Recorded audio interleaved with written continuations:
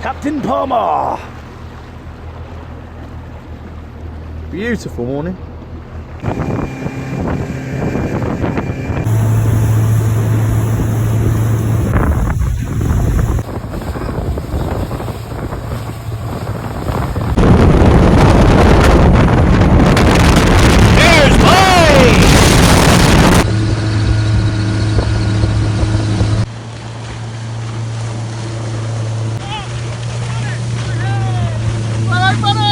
What's going on here?